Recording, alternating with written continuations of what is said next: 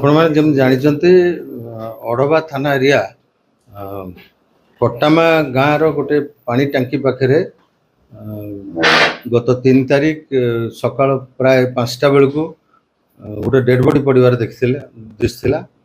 ସେ dead ବଡିର multiple injury ଥିଲା, including ତାର ବେକରେ, ମୁଣ୍ଡରେ ଏବଂ ଅଦର ଭାଇଟାଲ ପାର୍ଟସରେ ବ୍ଲିडिଂ ଇଞ୍ଜୁରୀ ଥିଲା। ତାପରେ ତାକୁ ଚିହ୍ନଟ କରିବା ପାଇଁ କିଛି ସମୟ ଲାଗିଥିଲା।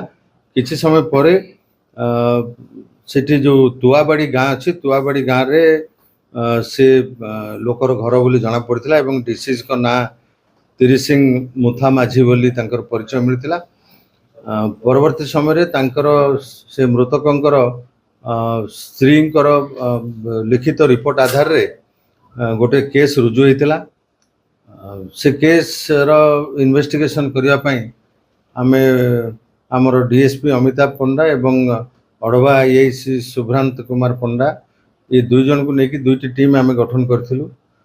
ये दुईटी टीम जांच करुवा बेले जानिबा को पाइथिले जे पूर्व शत्रुता को केंद्र करी 4 जन मुदला से मृतकों को पूर्व राति रे गोटे मीटिंग को डाकी थिले। से मीटिंग रु से फेरिवा रास्ता रे माने जगी रहिथिले एवं तांको मरणात्मक आक्रमण करथिले।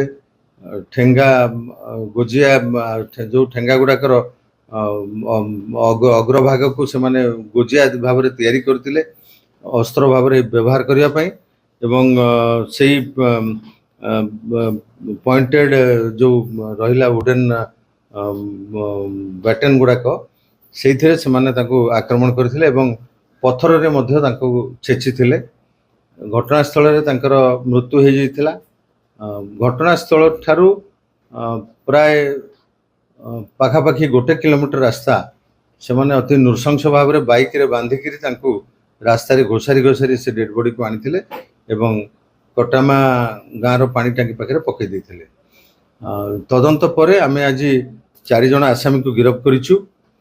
से आसामी माने होचंती सुरेश माझी, सामसन मल्लिक, एमाने दाहू गाँव ब्राह्मणी गाँ कंधमाल जिलार दाहू गाँव से भली मनोज माझी एवं विश्वरंजन उथाना सिंह एमाने अड़वा थाना एरियार पाजीगुड़ी और तुआबाड़ी गाँव लोक 2 जन। एथिरे आमे जानिबा को पाइलु तांकर किछि वर्ष तले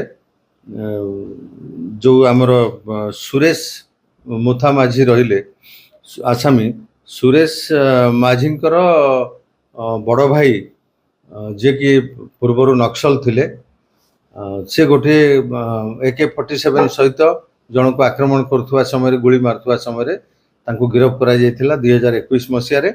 से कोर्ट चालान होइथिले एवं अद्यावधि से तांकर केस रो विचाराधीन रही एवं से जुडिशियल कस्टडी रे अछंती।